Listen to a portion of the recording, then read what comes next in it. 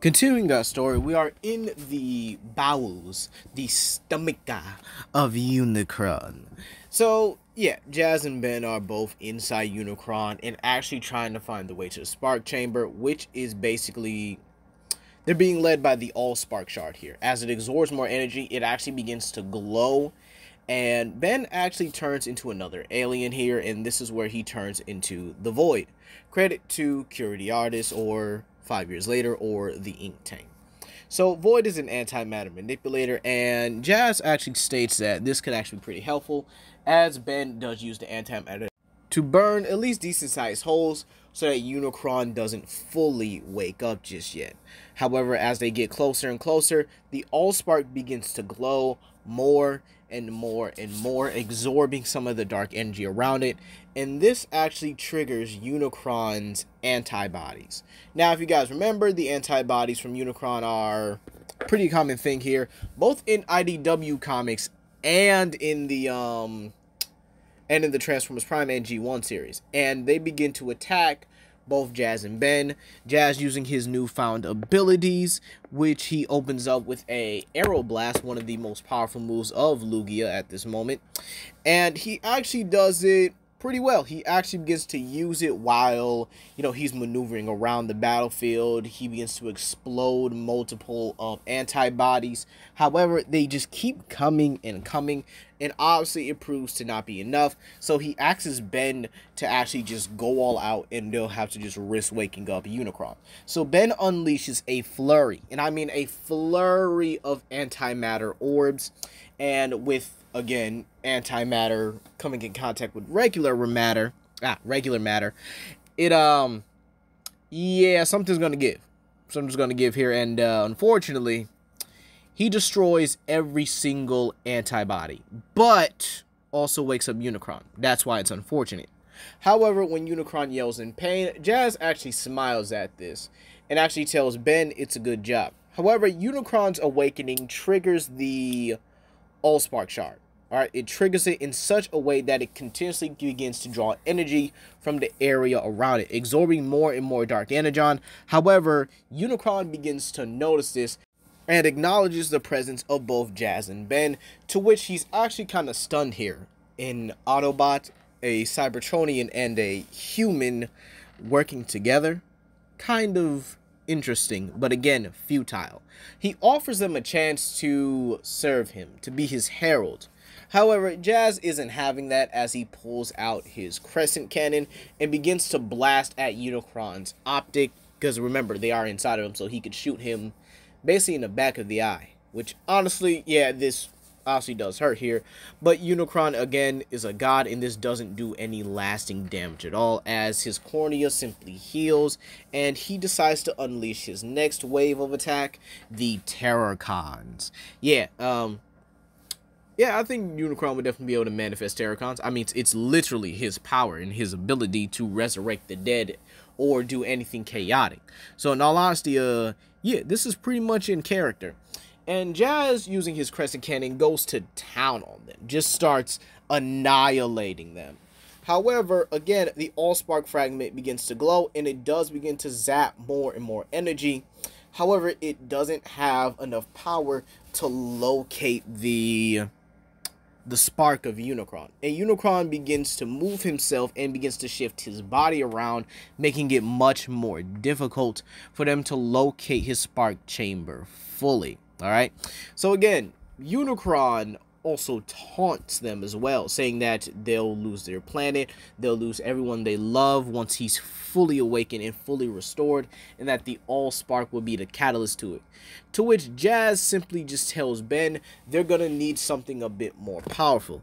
And this is when Ben turns the dial all the way up to 11 and unleashes an Echo storm. Alright, this sonic storm, basically annihilating a lot, causing a lot of internal damage to UNICRON, and this causes UNICRON's body to stop shifting because of all the damage that's being taken place here. We actually see the energon veins within him begin to rip apart. We see his body begin to unfold because of the sonic attack that's actually just happening within his body. And this is when the Allspark fragment finally glows with the location of Unicron's spark. However, it comes at a cost here. It begins to drain energy from Jazz himself. However, Jazz is reluctant but smart enough to give up the powers of both Lugia and Legiacris to pretty much fully, the Allspark charge. And it fully locates Unicron's spark chamber, drawing both him and Ben near it. However, there are Terracons coming their way along with antibodies, and Jazz begins to hold them off, telling Ben that they need something to open the door. Using his crescent cannon, his skill and abilities, he actually remarks that it feels so good to be a natural fighter again. No powers to feel like he's crushed, no abilities to cause him pain. No abilities to rely on. It feels great to fight with his natural talent again, to fight with his basic weapons, to fight like a Cybertronian again. Remember, he's in his Cybertronian form, but again, these powers kind of felt like a bit of a crutch to him. And this is when Unicron notes that they won't be getting far, or they won't be getting past anything here, as he begins to shift himself again. However, Ben thinks to himself, wait, they're made of metal, right? So what if I just, magnetize them? What if I hold the spark chamber in place and allow Jazz to get through? And just as he thinks this, he slams the Omnitrix on his head and turns into none other than Lodestar. Lodestar begins to use his magnetic abilities, but he's having a tough time for some reason. He's wondering, why can't he use magnetism on Cybertronians? Why can't he use the magnetism on Unicron himself? Yes, he's a god, but he should be a god made out of metal. And then Jazz points out that Cybertronians are immune to magnetism. And by the way, this is actually a fun fact. Windcharger actually doesn't really bend Cybertronian metal. He actually bends the magnetic field around Cybertronians, which is absolutely impressive. And when Jazz explained this and explains that his friend Windcharger wasn't able to do this, then Lodestar begins to focus himself. And with Jazz's encouragement and teaching him how Cybertronian metal works, Ben begins to, methodically do his thing. He gets a hold of the spark chamber, right, and brings it down to them, causing Unicron immense pain as this tug of war holds. However, Ben has full control over this one specific area's magnetic field, and he's able to put the spark chamber in front of Jazz and rips open the door. This allows Jazz to leap through as the door shuts, and Ben pretty much just falls to one knee in exhaustion. We then are in the spark chamber where Jazz runs up to it with the Allspark fragment ready to throw it. However, he gets blasted dropping it, and it's revealed to be none other than Shockwave, who notes to Jazz, who is clearly surprised that just after the battle of Chicago, Unicron found his spark and was able to reformat him, making him a guard, making him a herald of Unicron, giving him power unlike anything he's ever seen. Into which Jazz gets up and looks at Shockwave, and he asks him, does he remember? Shockwave asks, what does he mean by that? And he asks him, does he remember everything? All the people he's killed, Alita 1, the mauling of Wheeljack and Mirage, or Dino. Does he remember all the Autobots he killed? And he names them all.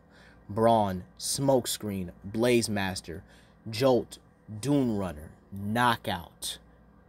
He names all of them. Armorhide, alright? He names all of them. And then he thinks to himself, did you know what that meant to him when he was the one in charge of that entire facility? To which Shockwave laughs at him, saying that it didn't matter to him at all. And this actually angers Jazz, to which he says, every last Autobot you've killed, you're going to pay. However, Shockwave feels a surge of energy pulse through him. It's Unicron. And this is actually felt throughout the entire universe. It's felt to Cybertron. It's felt through all the other realms and all the other Cybertronian and non-Cybertronian worlds. And Jazz simply doesn't care and begins to engage this shockwave while the Allspark fragment is on the floor. The battle is intense as Shockwave, using the power of Unicron, seems to be immense and intense as well. And he unleashes simply everything he has, everything that's there. You know, he simply just unleashes all this dark energy that he's absorbed from Unicron. And this is when Shockwave also begins to note Unicron and Primus' history. There's always been a climactic battle between two heralds chosen by Primus and Unicron. It's always been Optimus and Megatron, but here it seems to be just him and Jazz, which actually shocks him. However, Jazz, not wanting to hear this, simply begins to use this as an advantage to nail Shockwave. Meanwhile, Ben comes through the wall as the Ghost Freak, and he begins looking around, seeing Jazz and Shockwave duke it out, with Jazz slightly gaining the upper hand and pressing Shockwave. However, he looks on the floor and sees the Allspark fragment glowing and begin to subtly draw energy. It doesn't have the power it needs here. It's not even complete. And this is when Ben thinks to himself what Jazz said earlier. He's not Cybertronian, so he wouldn't understand it. So Ben actually pulls a big brain move here and actually turns into gray matter and actually begins to read the Cybertronian symbols on it and actually begins to understand the Allspark a bit more. This is when he turns into Lodestar and begins tearing apart the area around him, begins to use the magnetic field to pretty much just rip up just at least a good chunk of metal, and then he turns into Jury Rig to basically make another Allspark. Meanwhile, with the fight with Jazz and Shockwave, it's still going back and forth, with Jazz using his superior speed and combat skill to avoid Shockwave's blast and land some devastating, and I mean devastating, hits. Even landing a kick so powerful, it actually disorientates and causes Shockwave to fall down. Shockwave gets back up, however, he's hurting. His energy is being drained. It's almost being siphoned off of.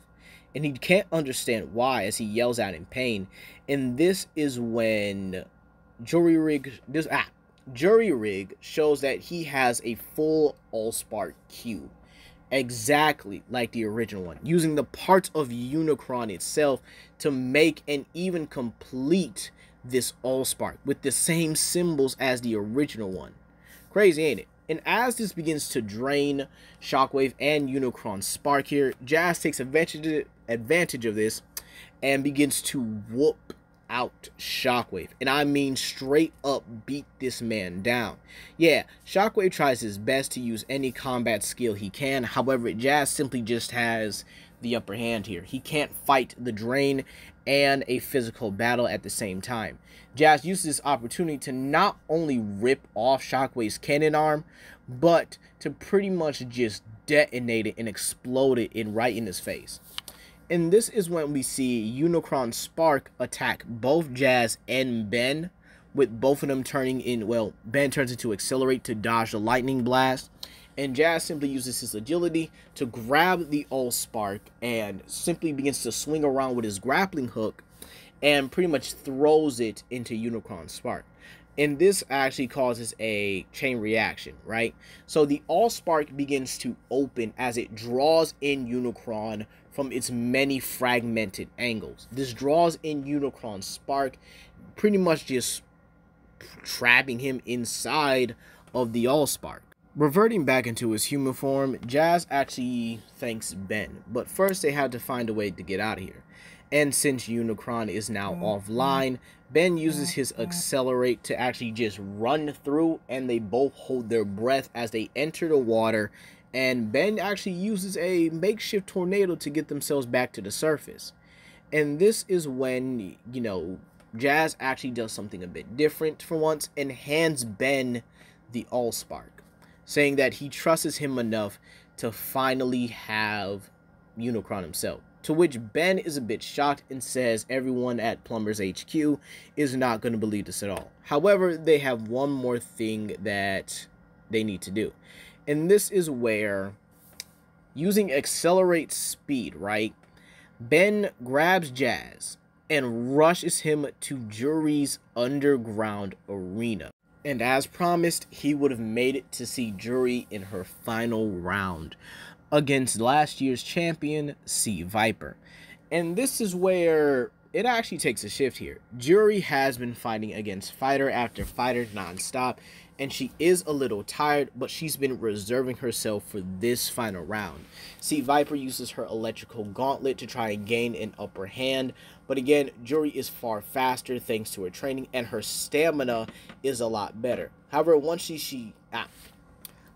sees Jazz, she absolutely gets so excited that she actually unleashes her ki. And this actually causes it to be a one-shot deal. And Jury is pronounced the champion of the underground fighting arena.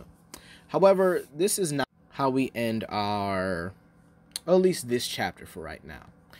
And we actually go to Rockwell's lab. It's destroyed, it's ruined, and Jazz and Jury would be investigating it. This would take a couple days, let's say a week after the underground fighting tournament, or at least after, you know, Jury's big win.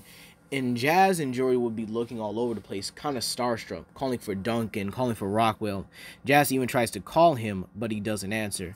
Into which Jury begins to hear someone groaning, someone in pain, you know? And she actually relates this to Jazz, and pretty much searching the area, they find Rockwell barely alive, barely breathing. However, Jazz is able to stabilize him just enough just to say a few words. And Rockwell tells him he had found something that he should have seen, or maybe something he could wield, knowing that UNICRON would have probably took a lot out of him.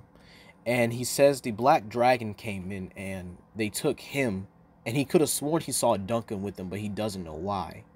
And he begs Jazz to find him and to spare his son, if he's a part of this.